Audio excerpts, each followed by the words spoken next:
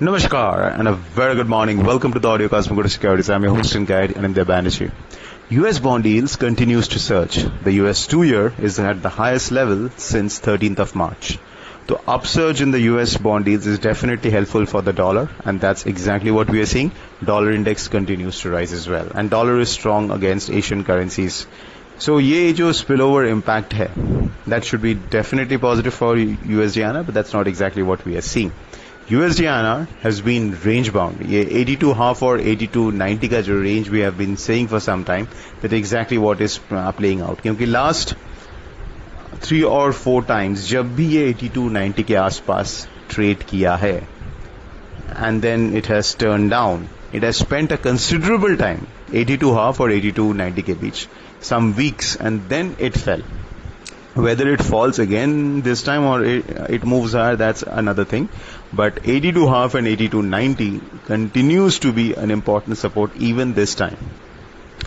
Global cues, as far as the news flow is concerned, it's positive क्योंकि we are seeing a tech rally in US और उसका spillover impact में the Asian equity markets are doing quite well. When the tech does well, it shows risk appetite. But at the same time, people are keeping a close eye or a close watch on the US debt ceiling negotiation. And this week, and I would say at least till end of this month, is going to be critical, because till 31st of May, the focus will be to get a deal done. If no deal happens till 31st of May, I think then the market can get nervous. But as of now, the consensus is कि एक deal हो जाएगा, and it will not be become a worry for the financial markets. But that's something we have to keep a watch on. Now, dollar rupee, as I told you how to trade, because 82.5, 82.90 is the range, or the realized volatility has got completely crushed, क्योंकि intraday volatility नहीं है. That is very surprising after the market rising, if it is not able to move around a lot. This could be happening because एक तरफ जैसे speculators का हल्का सा demand है in the market. At the same time, if you look at the volume distribution, you will understand this. At least on the exchange, there is a massive amount of volume on options. ये जो है, it's primarily we think is to sell options.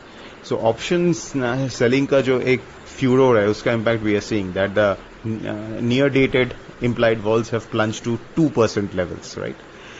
Record low. And even a month out, let's say June end, it's around 3.3, 3.4%. तो ये जो options selling का एक जुनून है, हम लोग ये कह सकते हैं कि उसके कारण what is happening, it is not conducive for a trend. क्योंकि option sellers, when they are building so much of large positions, they don't want the trend to happen, and that's not also feeding into a trendless market. At the same time, futures में जहाँ पे volume have dried up dramatically over the past 8 months on USDINR futures, वहाँ पे उतना speculative commitment है नहीं to push it higher. And OTC में we suspect there is heavy RBI intervention. तो ये सब के कारण the market is stuck. Now some kind of a shock will be needed. Not necessarily a big shock to make it move 2 rupees or more. Something which can create even a, let's say, 50 to 80 paisa kind of a move. उसके लिए कोई some new factor चाहिए for a breakdown or a breakout to happen. Now for a breakout to happen above 83, that's a big deal, क्योंकि 83 के ऊपर जाते ही it will break a 8-month range. And that's significant. In fact, 8.5-month range. That will be significant क्योंकि it would mean that the prices are ready for a far bigger up move. तो इसके लिए a break above 83 will not be so easy, because we suspect, as I said, the RBI intervention is quite heavy there.